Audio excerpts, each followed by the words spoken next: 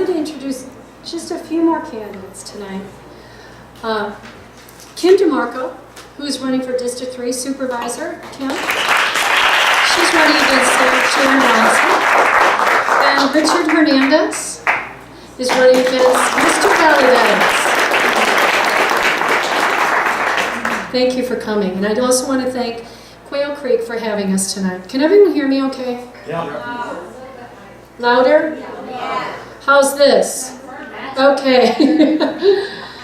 Pima County is a wonderful place to live. Yet our families and our businesses are leaving because it's becoming financially impractical to stay here anymore.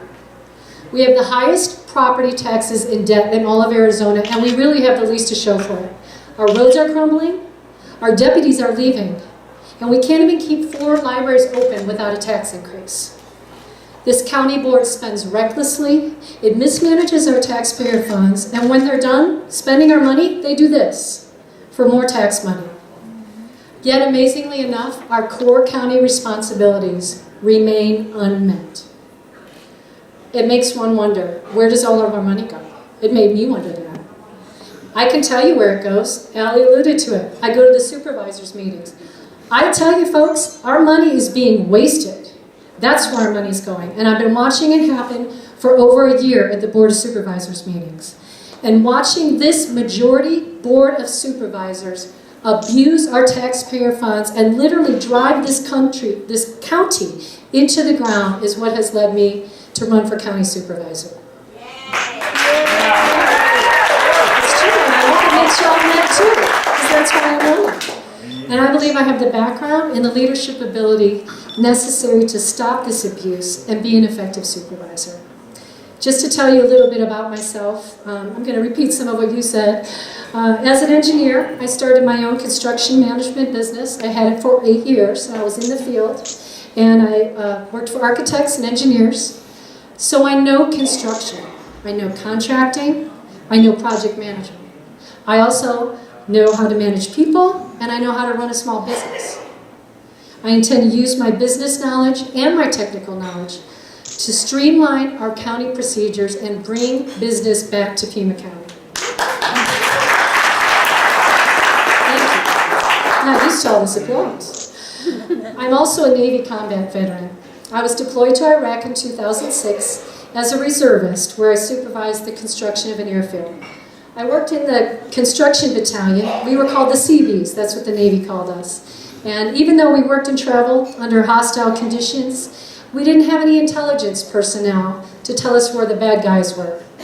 So when we ended up losing 3 of our own, it motivated me to switch out of engineering and go into intelligence, with the future thought of possibly returning back to the Seabees as an intelligence indet. Well, that never happened.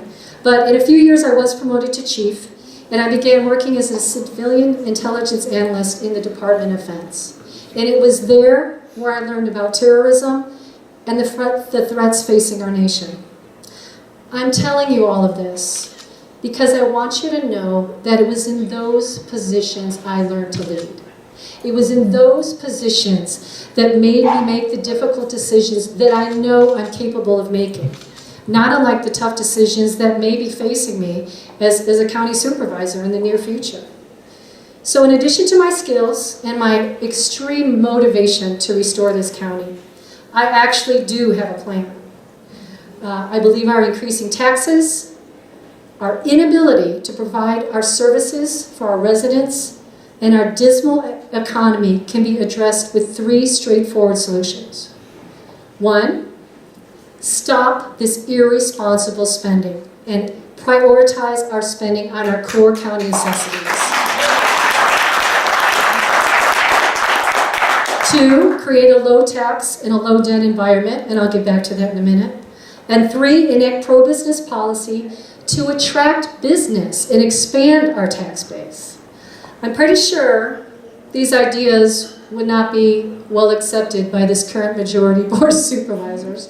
In fact, besides our failing roads, you really have to wonder if they even realize there's any problems in our county at all.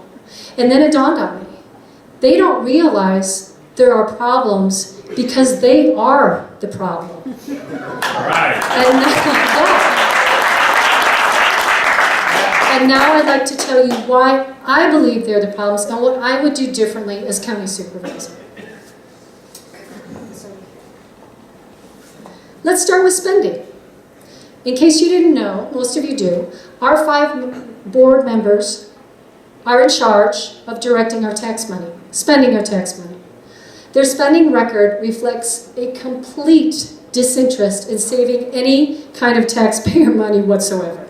I'd like to share a few examples of their spending that I've observed at these meetings, and I have to note that Supervisor Miller has voted no on all of the examples I'm going to give you. In fact, she's the only one that performs any due diligence at all.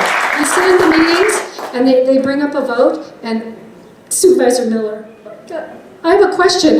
Nobody else has a question except Supervisor Miller. So District 1 is being very well taken care of by Supervisor Miller. So example 1.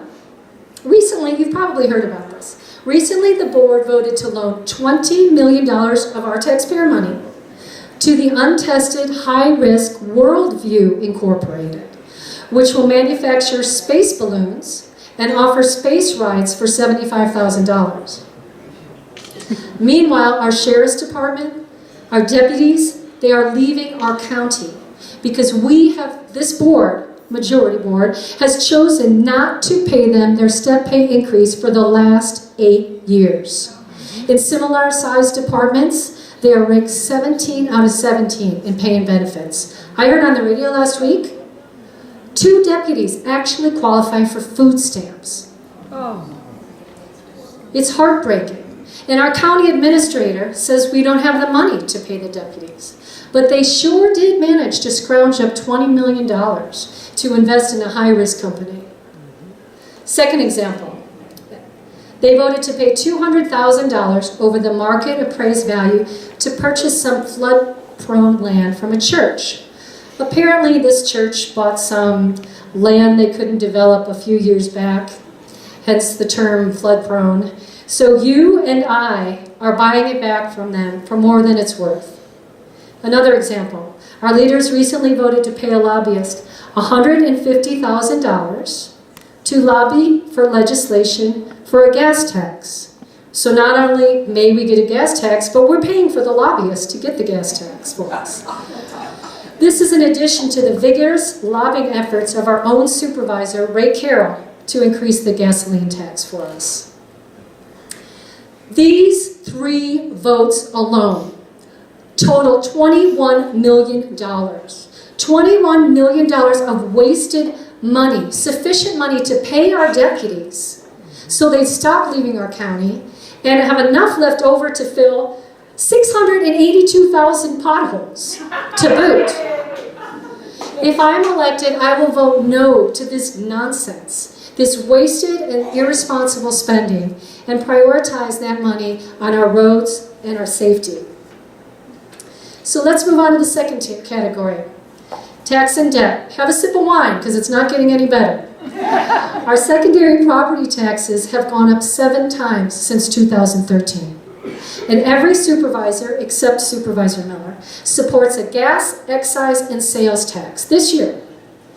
Additionally, Pima County is $1.4 billion, with a B, dollars in debt. We have more debt than all other counties in Arizona combined.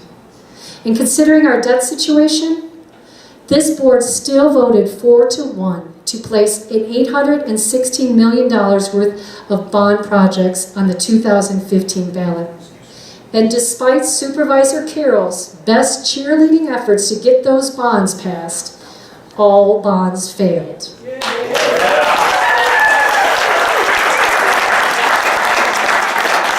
Thank goodness voters pay attention, because it would have added over $1 billion to our $1.4 billion in our existing debt right now. By contrast, I worked hard, along with others in this room, speaking and writing against the bonds, because I believe that we cannot tax and spend our way to prosperity. I am against automatically raising taxes and selling bonds as a first resort to provide services, and instead support prioritized spending and working within a streamlined budget. My goal is a low-tax, low-debt environment, because that is essential to attracting business. So let's talk about business for a minute. Having owned my own small business, I do know the difficulties involved. High taxes, excessive regulation, and even complicated zoning rules can ruin the dream of starting your own small business. But in Pima County, not only do business people have these issues, but we have our own establishment supervisors competing with private investment as they play banker and venture capitalists with our taxpayer money. The $20 million balloon boondoggle that I mentioned earlier is a great example of their special interest decisions that these career politicians are making with our money. County government's job is not to pick and choose businesses. Its job is to provide a climate in which business will thrive. And how do we do that? Well, spend our tax money wisely, fix our roads, decreases our taxes, and streamline procedures to help business startups. Then get out of the way so private enterprise can do its job that it's supposed to be doing.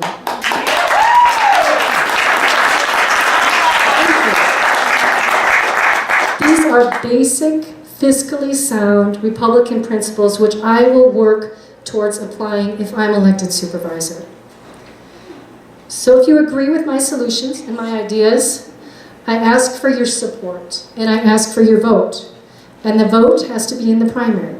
This primary may determine your next supervisor. So please don't skip it, and tell your neighbors to vote. Encourage them to vote too. Early voting starts August 3rd, and primary day is August 30th. It's just around the corner. It's going to sneak up on us. So although your vote is most important, I also need your donations. Anything you can give is appreciated, and you can be sure that your donation will be used wisely. I'm very thrifty, as is my campaign manager, Ginny Crawford. Ginny, are you in here somewhere? Yes. Yeah, oh, there she is.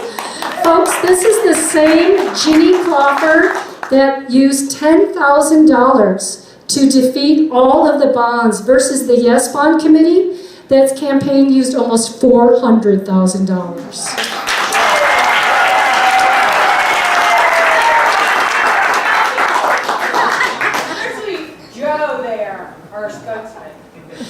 Yes, of course, Joe helped too.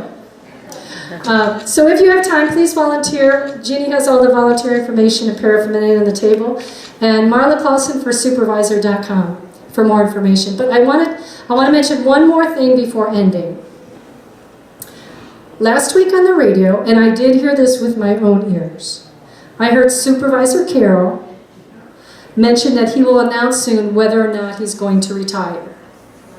And I wanted to tell you all, I don't give a hoot who I run for against supervisor.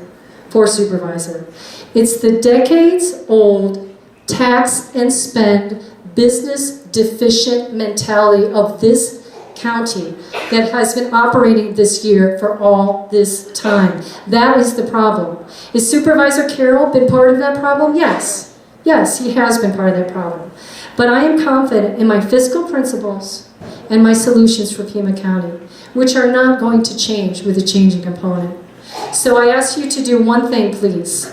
If Mr. Carroll does retire and people start jumping into the race, I ask you to please remember, I have been the only candidate with enough courage of conviction in our county to challenge a 19-year incumbent one-on-one.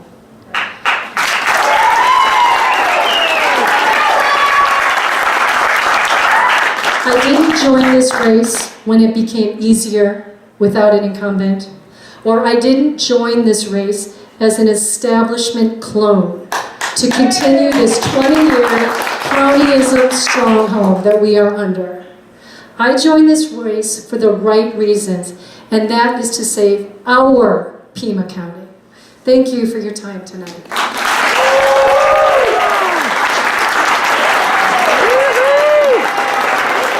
Paid for by Marla Closen for supervisor.